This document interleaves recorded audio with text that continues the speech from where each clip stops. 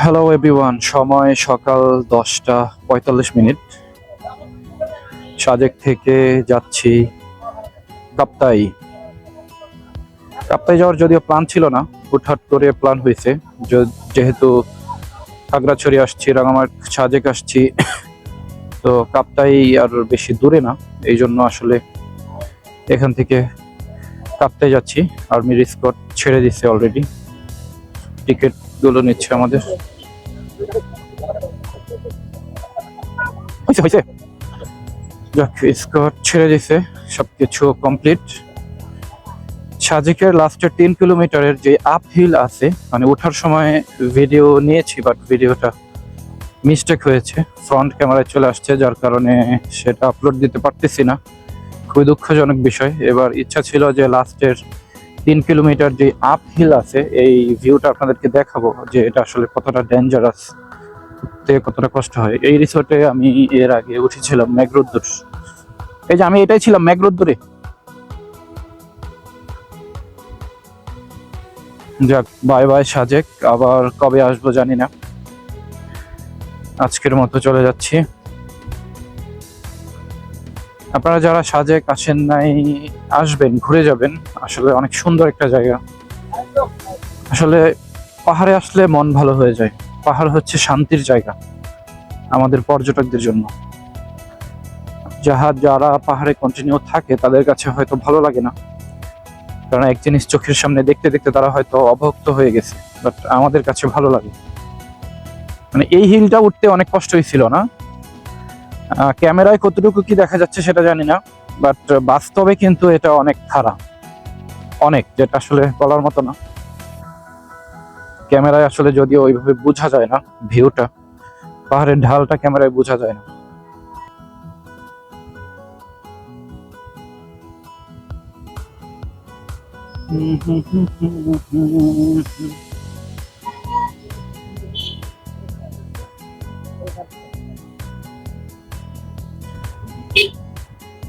Overtake করে চলে যাই।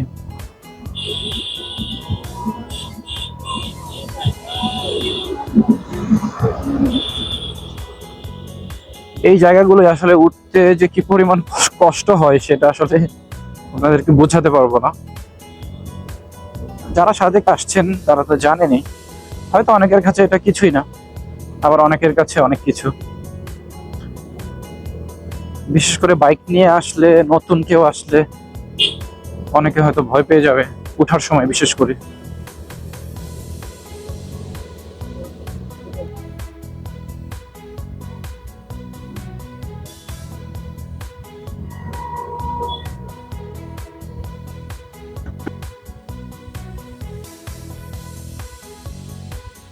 এই হচ্ছে সাজেকের লাস্ট 3 কিলোমিটারের ভিউ।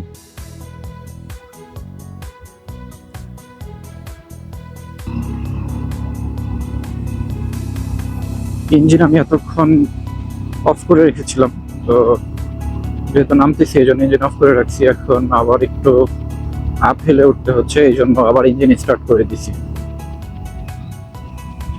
বাঘাইহাট এখনো এখান থেকে 31 কিলোমিটার। মানে এইখানকার যারা লোকাল, ওরা কিন্তু এই ছোট ছোট গাড়ি নিয়ে, বাজাজ ডিসকভার, তারপরে প্লাটিনা, এই টাইপের গাড়িগুলো নিয়ে ওরা মানে খুব সহজেই পিছনে অনেক মালামাল নিয়ে, অনেক কিছু নিয়ে তারা অনায়াসে উঠে যায়। কারণ এটা হচ্ছে তাদের চলাচলের রাস্তা, দৈনিক তারা এখানে চলাচল করে, এই জন্য তাদের কাছে আসলে এই বিষয়টা তেমন কঠিন মনে হয় না। তো আমরা যারা মাঝে মধ্যে আসি, আমাদের কাছে একটু অনেক কিছু মনে হয়। এই রাস্তায় শুয়ে আছি কি এগুলা? পাঠা, বাহ, রেস্ট নিচ্ছে রাস্তার মধ্যে। সামনের বাইকে ফ্যামিলি আসছে, সাথে ছোট্ট একটা বেবি আছে। ওয়েদার খুব ঠান্ডা এখানে।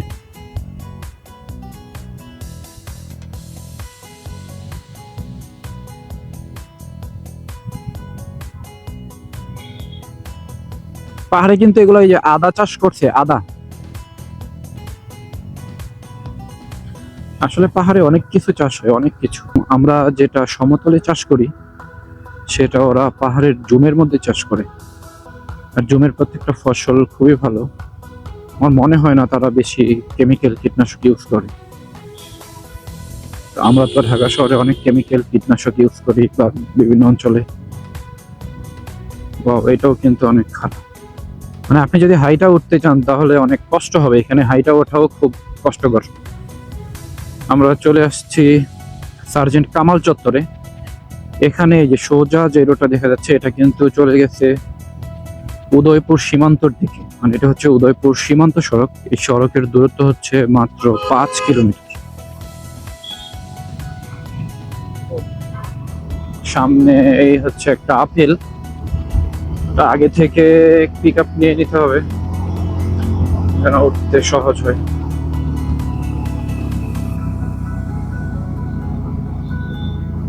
রাস্তার দুই পাশে এখানকার ছোট ছোট বাচ্চারা দাঁড়িয়ে আছে আর আমাদেরকে হাত দিয়ে ইশারা করতেছে, হাত দিয়ে টাটা দিচ্ছে। তো আসার সময় একটা খারাপ অভিজ্ঞতা হয়েছিল, সেটা হচ্ছে মোটামুটি ছোটই, 10 বছর হবে বা 12 বছর হবে, ও এমন হাত বাড়াইছে আমার দিকে, মানে হাত মিলানোর জন্য। তো আমি যখন হাত বাড়াই ও আমাকে এত জোরে থাপ্পড় দেয় হাতের মধ্যে, মিনিমাম 5 মিনিট আমার হাত জ্বলছে। যদিও আর্মি আমাদেরকে নিষেধ করছিল নাকি যে কেউ এভাবে হাত বাড়াইলে তাদের সাথে হাত মিলাইতে না, আমি আসলে কথাটা শুনি নাই বা খেয়াল করি নাই। আমার ফ্রেন্ড বলল যে আসলে আর্মি তো নিষেধ করছিল হাত মিলানোর জন্য। তো আমি পরে বুঝতে পারছি যে আসলে কেন নিষেধ করা হয়েছে হাত মিলানোর জন্য, এই কারণেই হয়তোবা। আর এর আগে তো আমি অনেক ভিডিওতে দেখেছি এমন সবাই হাত মিলাচ্ছে, তো সেটা চিন্তা করি আসলে হাত মিলাইছি, বাট অভিজ্ঞতাটা এমন হবে সেটা ভাবিনি। পাহাড়ে আসলে কেন যেন অনেক শান্তি লাগে। একটু ভয়ই লাগতেছে কারণ আমার বাইকের পিক আপ ছেড়ে দিচ্ছে একটু পরপর। তো এটা নিয়ে আসলে আমি খুব একটা কনফিউশনের মধ্যে আছি, আসলে কি হয় যদি গাড়ি বন্ধ টন্ধ হয়ে যায় তাহলে তো বিপদে পড়ে যাব।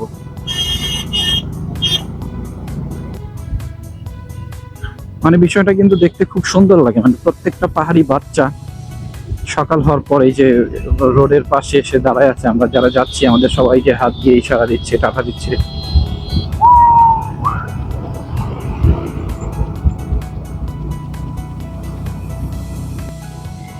সামনে ট্রাক আসতেছে, বালির ট্রাক।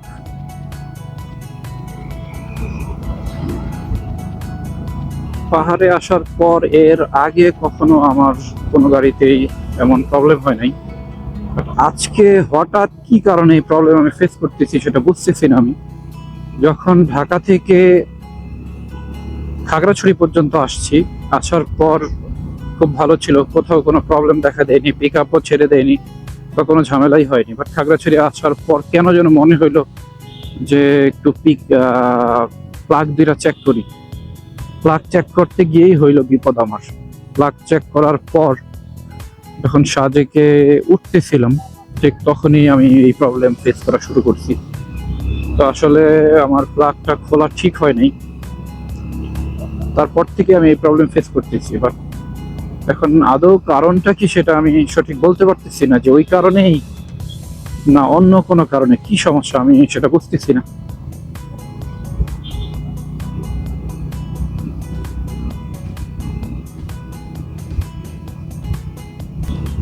আমরা সামনে মারিশা আর্মি ক্যাম্পে থামবো। ওখানে থামার পর সাজেক থেকে খাগড়াছড়ি থেকে বাগাইহাট থেকে যে স্পটটা ছেড়ে আসছে ওটা অপেক্ষা করবে, দেন আমরা এখানে অপেক্ষা করব। দুইটা একসাথে হলে দেন এক গ্রুপ করে ছেড়ে দিবে। ওদের হয় ওদের আগে ছাড়বে, না হয় আমাদের আগে ছাড়বে।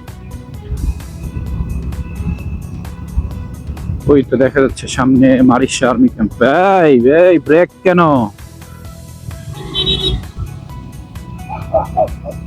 সামনে শিপন পাখির মতো উঠতেছে মনের আনন্দে।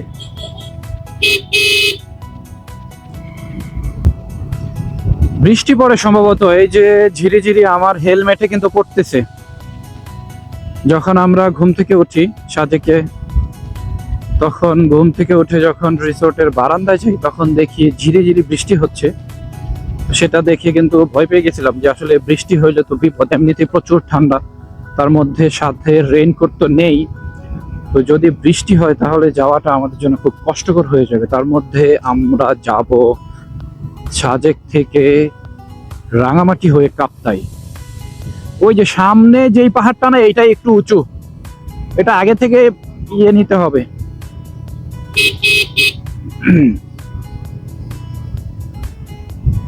ওয়াও, দূর থেকে সুন্দর লাগে কিন্তু কাছে আসলে মনে হয় সমতল।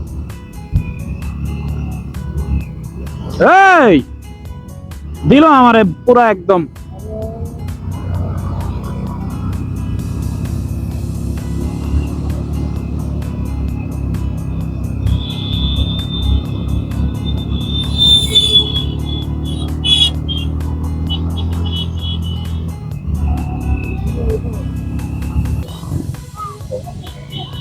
মানে বাচ্চাগুলো দেখলে একেবারে নিষ্পাপ লাগে, ওদের চেহারায় কি একটা মায়া আছে। বড় হয়ে কি হবে জানি না, বাট এখন খুব নিষ্পাপ।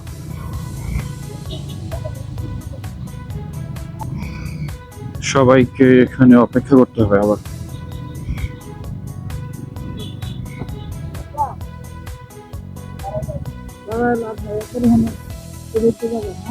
হুম, আমরা চলে আসছি। যাও যাও, এই উঠো, নামো। আরে নামছে কেন, উঠো। না না না,